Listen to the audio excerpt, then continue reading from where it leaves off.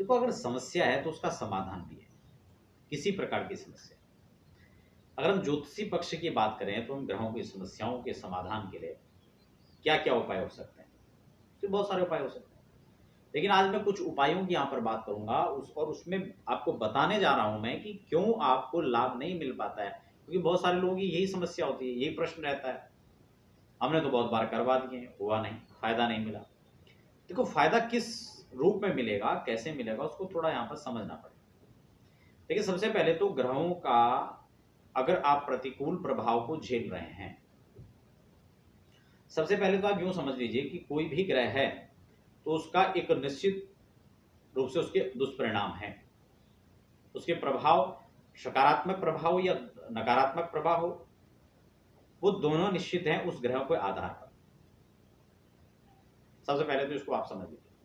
दूसरी बात आती है कि उपाय की, क्या हम उपाय करें। उपाय बहुत सारे हैं, रत्न समाधान हो सकता है, औषधीय स्नान हो सकता है, मंत्र जप हो सकता है, वैदिक पूजा हो सकती है, वैदिक शांति पद्धति हो सकती है। वो आपकी रुचि अभिरुचि पर निर्भर करता है।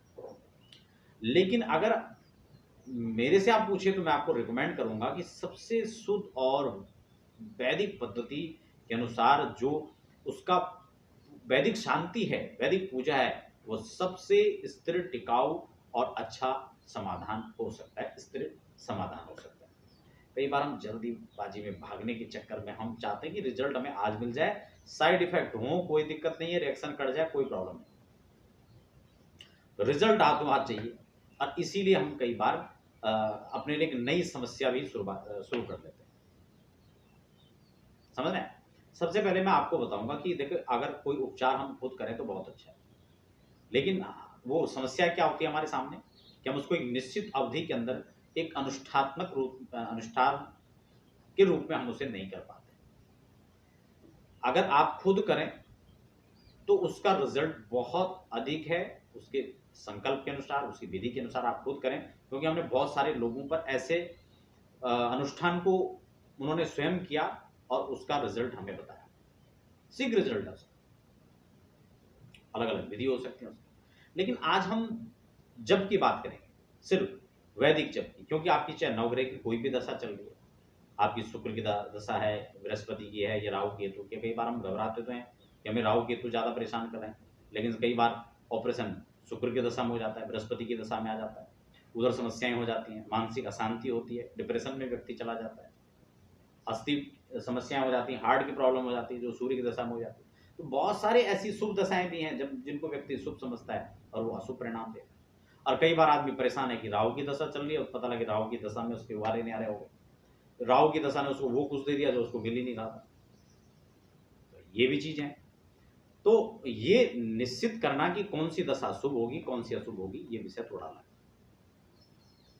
अब हम यहां पर सबसे पहले ये समझें कि अगर हम जिस भी दशा की बात करें, जिस भी ग्रह की बात करें, तो उसका उपाय क्या होना चाहिए। जब उपाय की बात आती है तो वैदिक उपाय मैंने आपको बताया, और वैदिक उपाय के अंदर भी मैंने मंत्र जप, मंत्रोपैथी की मैंने आपको बात की है।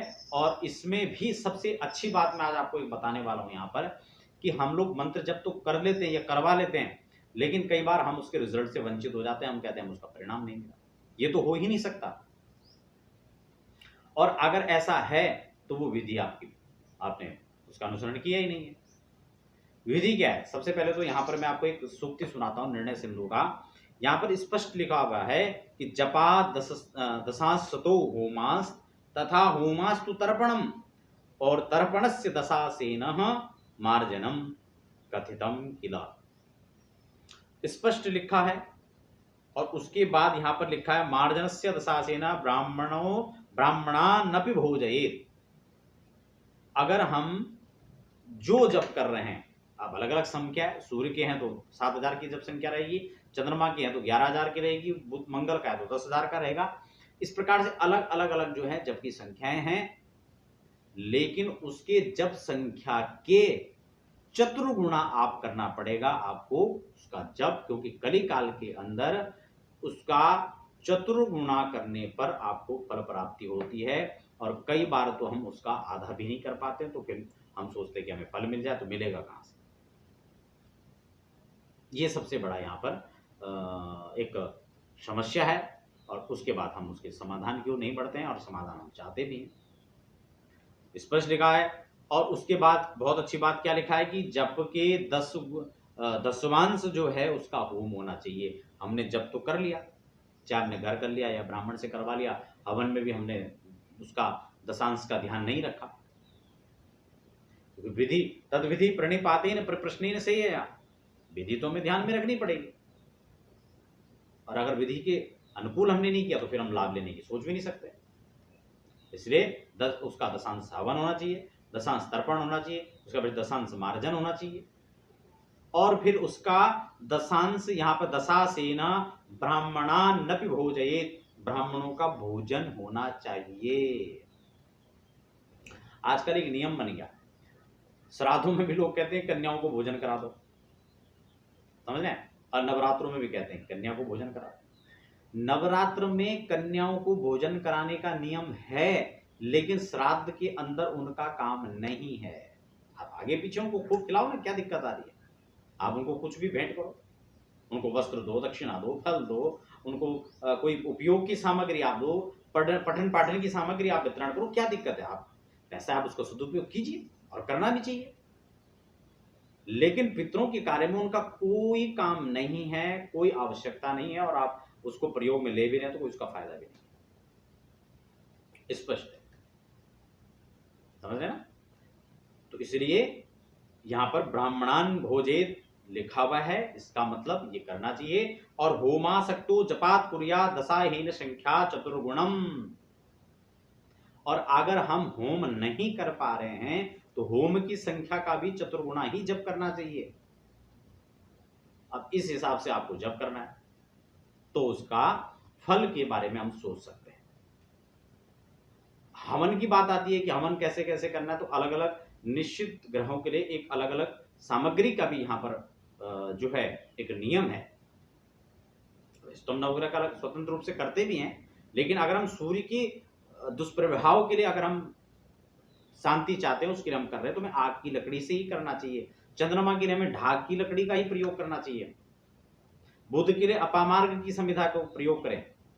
आम की लकड़ी साथ में चल सकती है, कोई दिक्कत नहीं है, लेकिन जो है उससे संबंधित अगर लकड़ी रहेगी तो उसका ज्यादा परिणाम अच्छा रहेगा।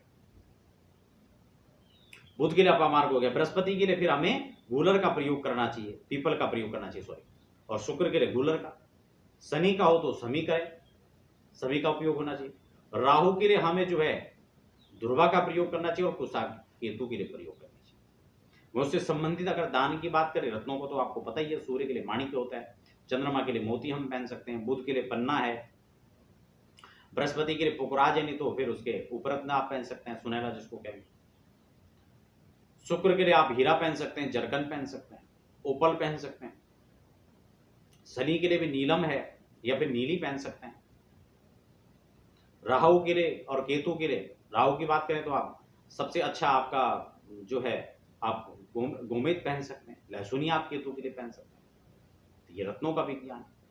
उसी से संबंधित जड़ी बूटियां भी आप उसका भी प्रयोग कर सकते हैं। अन्य दान की बात आती है तो सूर्य के लिए आप गेहूं का करें, चंद्रमा के लिए चावल कर दें, मंगल के लिए मसूर की दाल कर दें, बुध के लिए आप जो है हरी मूंग की दाल कर दें, बृहस्पति के लिए चने की दाल कर दें, शुक्र के लिए चावल है, चीनी है, दूध है, इस प्रकार की सामग्री आप दें। कॉस्मेटिक से संबंधित कोई ब्यूटी प्रोडक्ट है आप उसको दीजिए। शनि के लिए आप उड़द की दाल दे सकते हैं, राहु केतु के लिए भी इसको प्रयोग कर सकते हैं। राहु केतु के लिए आप सप्तधान्य भी प्रयोग कर सकते हैं। तो इस प्रकार से जो उसकी दान सामग्री है, और समय खासकर जो सूर्य की अगर पूजा है तो आप उसको उस मंत्र जप को सूर्योदय के समय ज्यादा श्रेष्ठ रहेगा, संध्या काल में चंद्रमा का रहेगा, सूर्योदय के साथ फिर मंगल का रहेगा, बुध का फिर वही सूर्योदय में रहेगा, बृहस्पति का आप जो है अगर कर रहे हैं तो संध्या काल में ठीक है, और शुक्र के लिए भी आप उदयगिरी काल कर सकते हैं। शनि और राहु केतु, शनि के लिए संध्या में और राहु केतु के लिए फिर रात्रि का समय भी आप चयन कर सकते हैं। और बीज मंत्र भी आप प्रयोग कर सकते हैं, वैदिक मंत्र ज्यादा श्रेष्ठ है। बीज मंत्रों को भी यथाशक्ति आप इस हिसाब से जैसे है उसको जप सकते हैं, और यथाशक्ति फिर वैदिक मंत्र दोनों का कॉम्बिनेशन बना के करें तो क्या मजा ले आपको इसका परिणाम ना मिले, 101% आपको रिजल्ट मिलेगा। लेकिन हम लोग भागते हैं, हमें जल्दी रहती है, जल्दी में हम लोग चाहते हैं। तो इन चीजों को आपको ध्यान रखना चाहिए। और तद विधि प्रणिपातेन परिप्रश्नेन सेया, इसको ध्यान में रखें, विधि के अनुसार करेंगे तो निश्चित रूप से फल मिलेगा। आशा करता हूँ चर्चा आज की काफ़ी महत्वपूर्ण है और आपको समझ भी आई होगी। व्यक्तिगत रूप से आप जो है जन्म कुंडली बनाना चाहते हैं, दिखवाना चाहते हैं या वास्तु विजिट आप करवाना चाहते हैं, किसी भी प्रकार की कथा वाचन के लिए आप संपर्क करना चाहते हैं, आप घर बैठे ही इन सब चीज़ के लिए हमारी जानकारी हमारे वेबसाइट पर ले सकते हैं या फिर नीचे जो लगातार नंबर भी फ्लैश हो रहे हैं, आप उन पर भी व्हाट्सएप पर समय आदि लेकर के चर्चा कर सकते हैं। तो फिलहाल आप बने रहें और हमें दीजिए इजाज़त।